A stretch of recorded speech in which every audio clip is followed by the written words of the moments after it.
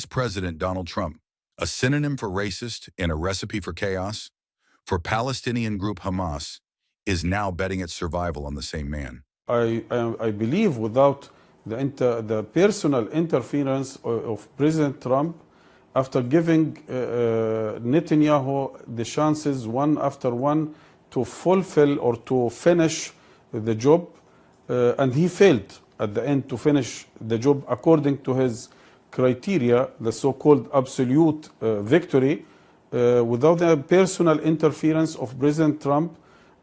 In this case, I don't think that it would happen to reach this end, the end of the war. Therefore, yes, we thank President Trump and his personal efforts to interfere and to pressure Israel to make an end of this massacre and slaughtering. I think you're going to have tremendous success, and Gaza is going to be rebuilt. And you have some very wealthy countries, as you know, over there, and it would take a small fraction of their wealth to do that. But and I think they want to do it. And we're also setting up, as you know, a board of peace. It's called the Board of Peace. I don't know if that's the final name, but the word peace is definitely in there. They have asked me if I chair it. We'll make sure things go well. It began with a phone call, one that rippled across the Middle East.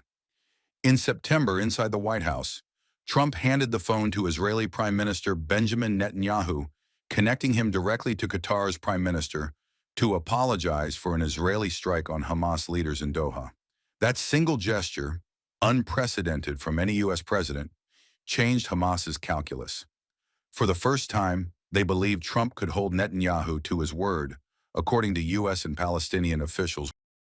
Weeks later, Hamas stunned observers, signing a Trump-brokered ceasefire that saw hostages released without any written Israeli pledge to fully withdraw from Gaza.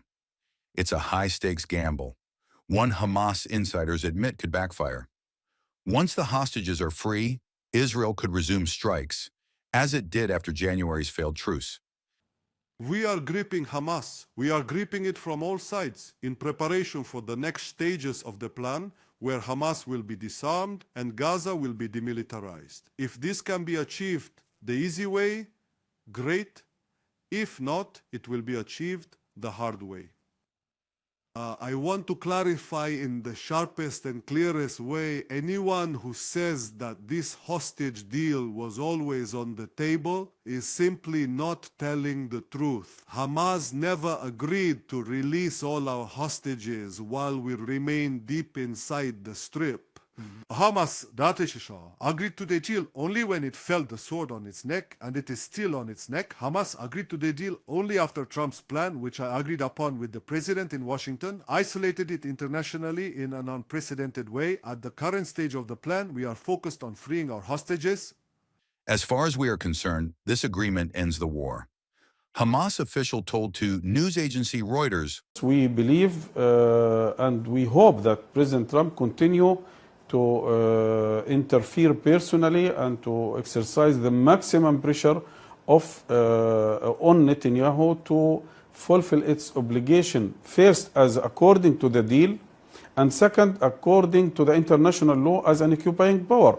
Because I think without this pressure, without this personal interference from President Trump, this would not happen. We are not going to be disarmed as long as we are not sure that this will lead by any other means to have an independent, self-sovereign state which is able to defend itself. Second, there are other modalities. By the way, if the question, this question is again unfair question. This question has to be directed to the aggressor, to the criminal who committed the genocide. We have accepted the first phase, which is including end of the war, prisoner exchange, withdrawal, and aid. The rest of the points is belonging to the whole Palestinian political arena and all other factions. They have to discuss it together and to find ways how can we move forward by our struggle for freedom and independence. During this time, we can find a lot of modalities to have to lie our weapons down, to have a ceasefire 5-10 years, to have a truce, to have any way of controlling this portfolio.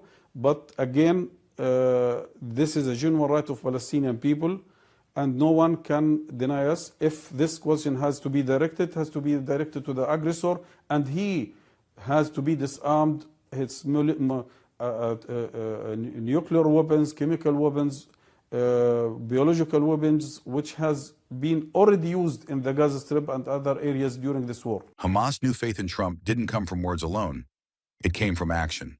His handling of the Qatar strike and the ceasefire that ended Israel's 12-day war with Iran in June convinced Hamas negotiators that this U.S. president could actually reign in Israel. During that war, Trump publicly ordered both Iran and Israel to halt hostilities. In a dramatic post on Truth Social, he even demanded Israeli warplanes turn around and head home, hours after announcing a ceasefire. That moment, sources say, cemented his image as the one man who could call both sides to a stop and be obeyed.